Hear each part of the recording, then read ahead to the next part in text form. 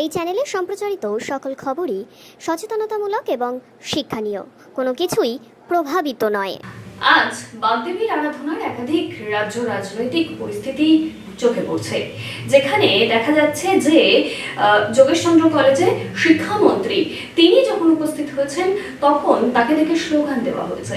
সাথে সাথে ব্যারাকপুরের তৃণমূল কর্মী খুনের ঘটনা, এই সব বিষয় নিয়ে এবং কেএলসি মৃত্যু, অভিজিৎ সরকারের পুজো, সাবিত্রী মিত্র ও পুলিশকে কি বলেছে সেই বিষয়ে, এছাড়াও হাইড্রেন পরিষ্কার করতে গিয়ে 3 জন শ্রমিক যারা তলিয়ে গিয়েছেন, এই সমস্ত বিষয় নিয়ে ফিরহাদ হাকিম তিনি ঠিক কি জানাচ্ছেন শোনাবো আপনাদের।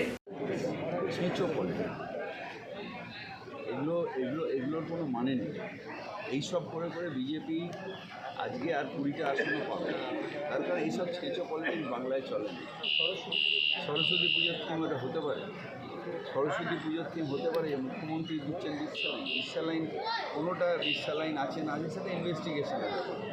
এটার জন্যে কী হয়, তাহলে যোগীকে তো আগে বলতে হয় যে এত হাজার হাজার লোক মারা গেছে কুম্ভে, এত লোক মারা গেছে। এগুলো হচ্ছে এগুলো হলো ছেঁচো পলিটিক্স। ওটা একটা তৈরি করে সরস্বতী পুজোতে বিজেপির যারা সমর্থক হতো 2-4 জনের, তাদের আনন্দ দেবে, বাংলার মানুষ আনন্দ পায় না। সরস্বতী পুজো একটা নিষ্ঠার পুজো, আমাদের সমাজের পুজো, এবং সেই পুজো আমরা যারা ক্রিয়েটিভিটিতে বিশ্বাস করে, যারা এডুকেশনে বিশ্বাস করে, সেই মানুষগুলো আস্থা হয় মালদায় সাবিত্রীর ওপর দাঁড়িয়ে চাপা মারার চেষ্টা বলেছে। ওটা আমি পুলিশকে বলেছি ইনকোয়ারি করতে, সবাইকে করেছিলাম।